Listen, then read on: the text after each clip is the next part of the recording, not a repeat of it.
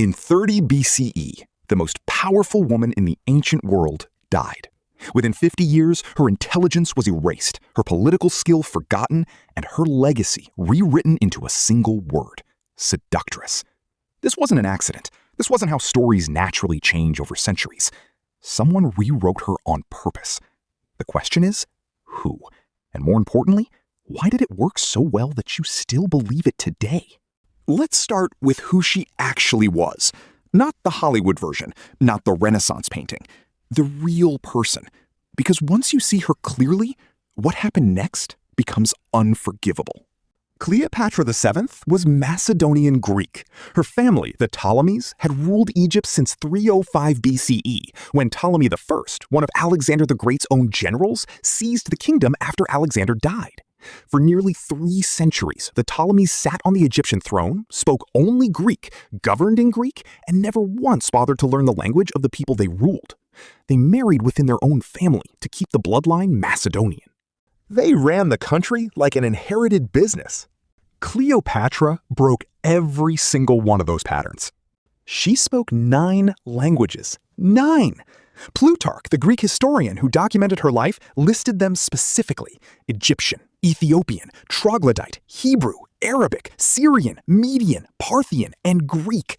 She was the first pharaoh of her dynasty in 275 years to speak Egyptian.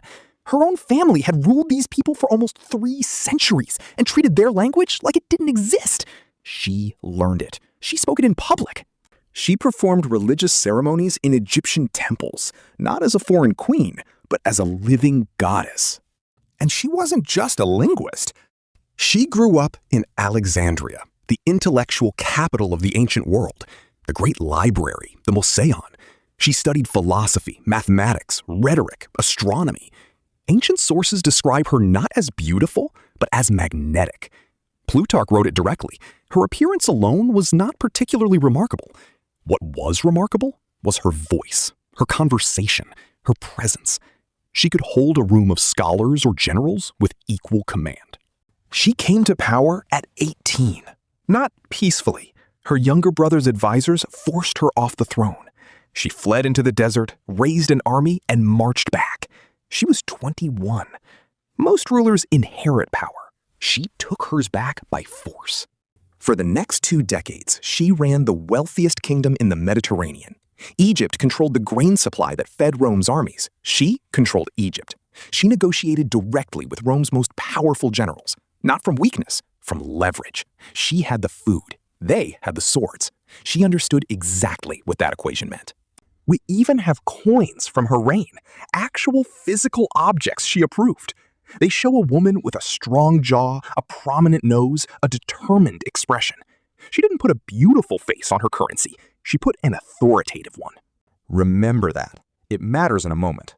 Now, here's where every bit of this gets erased. In 32 BCE, Octavian, the man who would become Augustus, Rome's first emperor, needed to go to war with Mark Antony. But Antony was Roman, a fellow general, a former ally. Roman citizens didn't want another civil war. They barely survived the last one. So Octavian did something clever. He didn't declare war on Antony. He declared war on Cleopatra, a foreign queen, an Eastern woman. And to justify it, he launched one of the most effective propaganda campaigns in the ancient world. His poets went to work. Horace called her a fatale monstrum, a deadly monster. Propertius wrote that she demanded Rome's walls as the price of her bed. The message was deliberate and simple. She wasn't a ruler. She was a seductress, corrupting Roman men. Antony wasn't a traitor. He was a victim, bewitched by a foreign temptress. This wasn't poetry. This was political strategy. After Actium, the naval battle that ended it all in 31 BCE, Octavian won. Cleopatra died. And here's the part most people miss. He didn't just win the war. He won the story.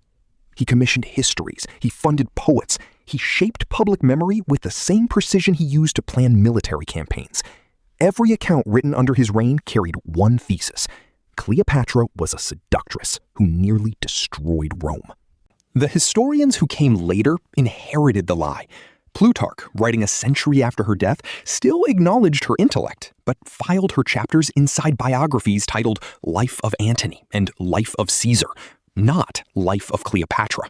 She became a supporting character in her own history, and that version reached Shakespeare, then Hollywood, then you. Here's the part that gets me.